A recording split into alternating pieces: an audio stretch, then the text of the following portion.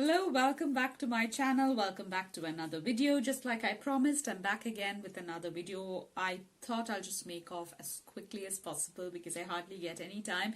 So if you're new to my channel and if you haven't viewed any of my previous videos, let me introduce myself. I'm Christy. I'm a physiotherapist working in the UK. I'm an HCPC registrant and a CSP member as well. I'm a chartered member of the Physiotherapy Council. So yes, let's get started with today's video, which, like you've understood from the title, it's going to be a video on some of the top questions that you would face in any NHS interviews. So be it regardless of whatever job title yours is, you might be facing these common questions. So let's get started. So the very first question, and one of the most commonest questions that you might be facing on an NHS interview, would be: what appeals to you about working in the NHS, and tell me something about yourself and stuff like that. So the very cliche answer would be like, you are a very honest person, sincere, dedicated person and all that, but make sure that you add some of the keywords that they want to hear from your side, and that would be like, you are a person who thinks that you have got some of the core values that the NHS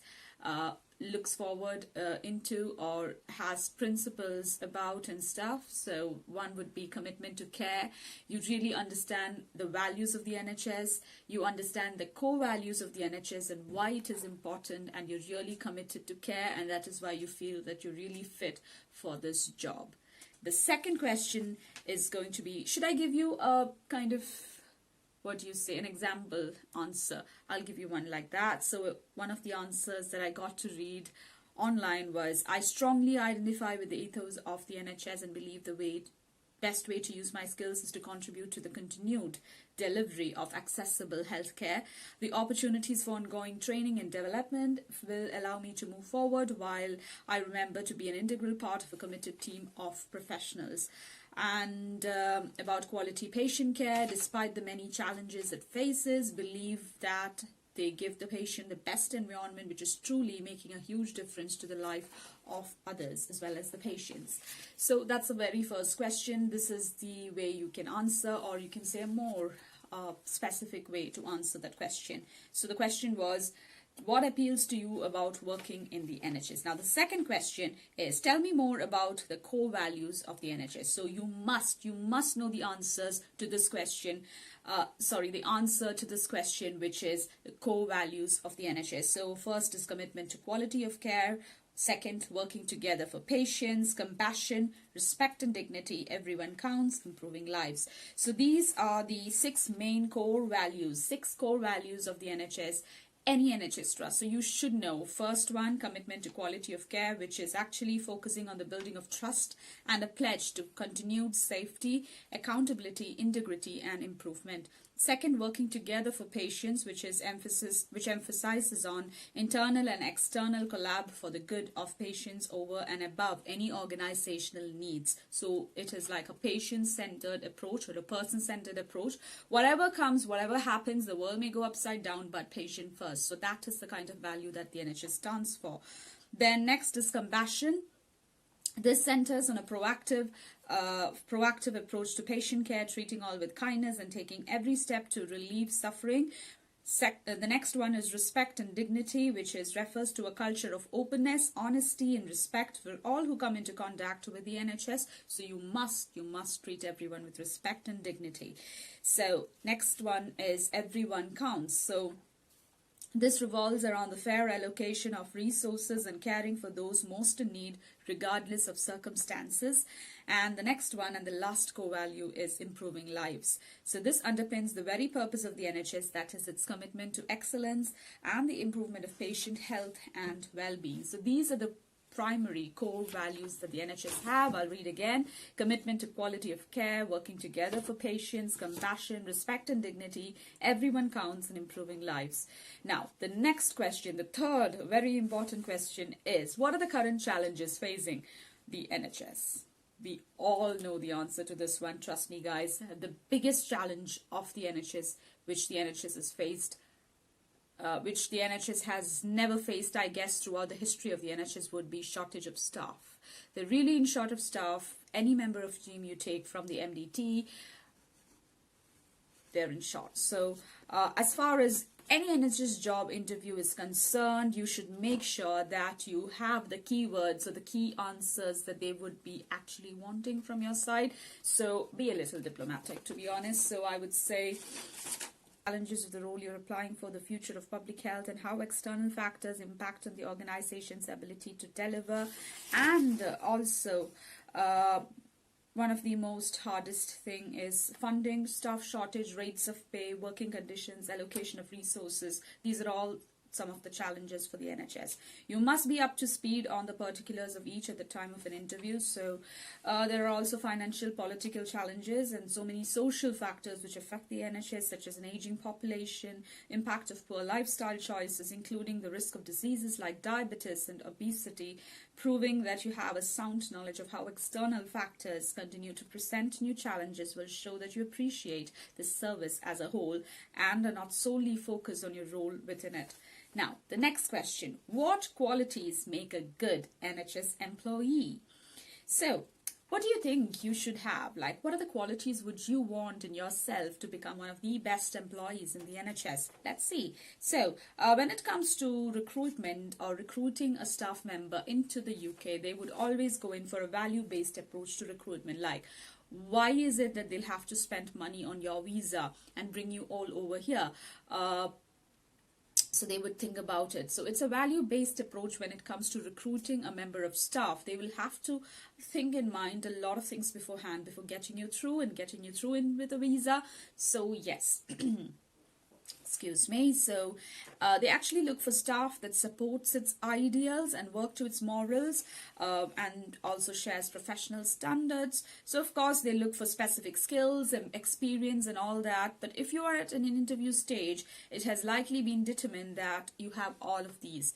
Right? Now, some of the 6 core values that the NHS do look for, and like you would be like having it in demand when they're looking for employees, would be, so yeah, the core values would be interest and accountability. That is, you should ensure patient confidentiality, learn from your mistakes, and work towards continuous improvement. That's the first value that you should have. Make sure that you're really accountable.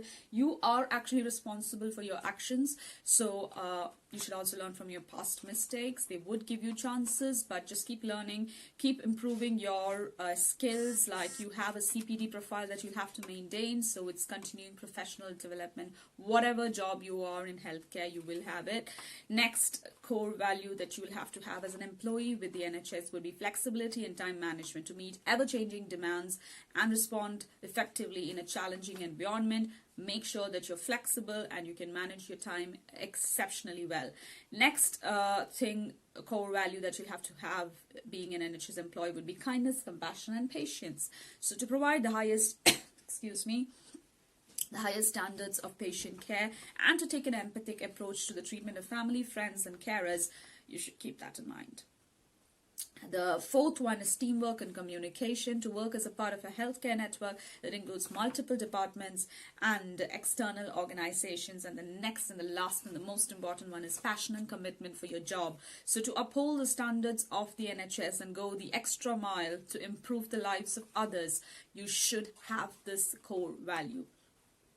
Okay, so these are some of the questions that you actually get in a competency-based NHS interview, and these are some of the common questions that I'm dealing with. Now, what can you tell me? The next question, okay, what can you tell me about how the NHS operates? So remember, before you go in for your interview or before you attend your interview online, whatever way, whichever way, because everything is online these days. So, and also because of COVID, obviously it will be happening online, and especially when you are applying from abroad, then again, yeah, it will be online. So when you're applying for a job and you get shortlisted and you are booked in for an interview, when you are facing this interview, keep in mind that you know quite well about the trust that you're applying for, the NHS trust, because every trust, although it's NHS, they would have their own values and principles and all that in common, but they'll also have some things to be specific on their own. You can have it. Okay, so so you can actually so you should keep in mind about the NHS trust that you're applying for, the values of it, some of the ways in which they actually function. If you have a friend who works there already, make sure you keep in contact and get to know so much more about the trust and stuff like that. Okay, now what can you tell me about how the NHS operates? So you should have a basic knowledge of how a trust or the whole organization would be operating. So a good understanding of the primary and secondary care, the roles of the CCGs, which is the clinical commissioning groups, NHS trusts and foundation trusts. And you should also take the time to familiarize yourself with the NHS long-term plan, which is a document which is published in 2019 that outlines priorities and goals for the next 10 years of the NHS. Also note that the structural differences across the NHS in England, Scotland, Wales and Northern Ireland, so you will need to thoroughly research the particulars of your area where you are applying and understand how they relate to their wider framework. If you have any contacts already, please take guidance and understanding from them as well. So this is how you can actually go in for an interview. Next, the next question that you might be facing on an interview for the NHS would be, alright, so the sixth question, that is, describe a time you have coped well under pressure. So because you relate to a healthcare based role, you might be talking specifically related to that. So this would be a specific kind of a question. So although this is a common question that all of you might be facing in general, radiographers, dietitians, speech language, occupational physio, you'll all be facing this question, but you will have to bring an amount of specificity in the answer to this question specifically. Describe a time you've coped well under pressure, because this has a lot of specificity in it in itself as well.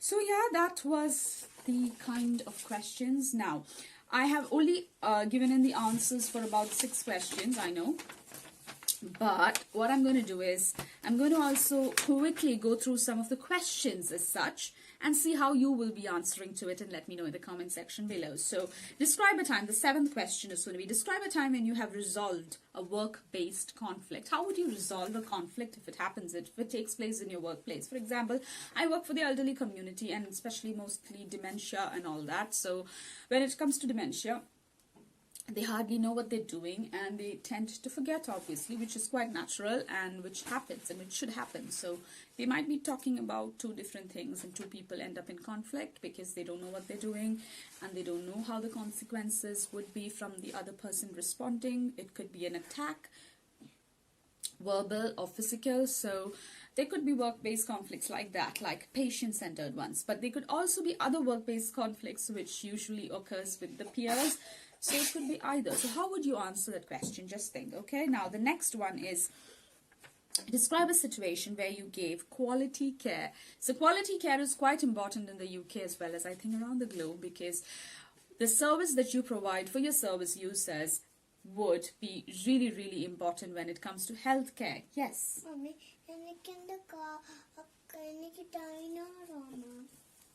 Sorry guys, so yeah, so quality care. So just imagine like you have been told about, like, appreciated by your peer, you've got critical appraisal, as well as you've been appreciated by your peers, as well as your clients or your patients. So yeah, if they have told something good about you, appreciated your service, appreciated the efforts, your work, then say about that. Okay, just keep it simple, don't go for any complicated answers. Make sure you're answering to the question and giving in all the right inputs. So next, if you were faced with an aggressive patient, how would you respond? The 9th question I'm giving in here. So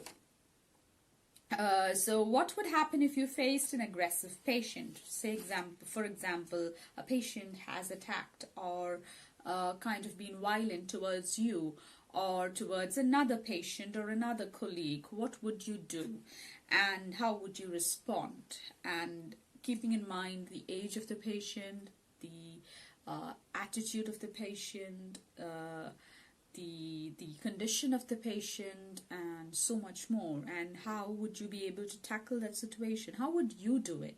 Write it down in the comments and let me know, okay? I would be interested to know about it. Now, how would you deal with seeing a distressing medical situation? This is the 10th question, and this is going to be the last question that I'll be dealing with today.